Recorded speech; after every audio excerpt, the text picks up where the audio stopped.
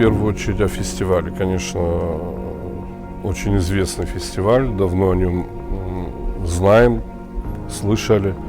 Но опять же, как я сегодня утром на пресс-конференции уже об этом говорил, мы, остины, не тюркоязычный народ, поэтому, исходя из этого, мы на этом фестивале впервые.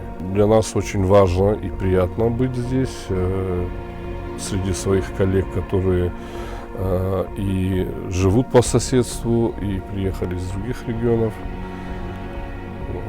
Производит, конечно, грандиозное по масштабам впечатление фестиваль, столько площадок, не каждый фестиваль себе может позволить. Полезность таких поездок, она как раз таки заключается именно в том, чтобы пообщаться с коллегами, посмотреть, чем они занимаются, показать себя, услышать какие-то,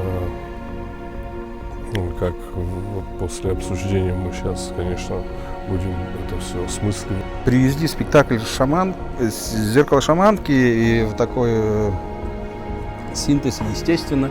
Нам очень интересно услышать мнение наших уважаемых критиков, зрителей.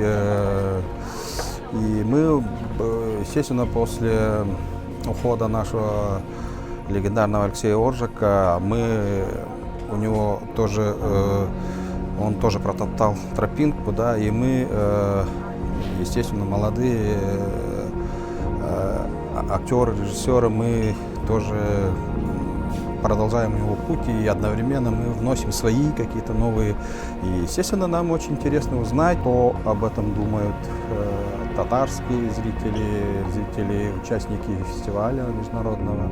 Как режиссер я впервые участвую на фестивале, на этом замечательном фестивале, у которого огромные традиции, который действительно объединяет между собой театры тюркоязычных стран, тюркоязычных республик. И мне кажется, что это очень и очень значимо, что в этом году наш театр, Башкирский академический театр, привез именно вот этот вот спектакль вербатим, который называется «Мы наследники». Нам представляется эта работа очень и очень значимой. Почему? Объясню. Потому что, когда мы показываем этот спектакль у себя на сцене, приходит аудитория, и не всегда это башкироязычная аудитория, и не всегда это по национальности башкиры, но они все как-то очень живо откликаются, очень живо вовлекаются в спектакль, что, в общем-то, наверное, и неудивительно, потому что вербатимный спектакль, он предполагает живой диалог со зрителем. И оказывается, что вот эта вот тема «Кто ты?»,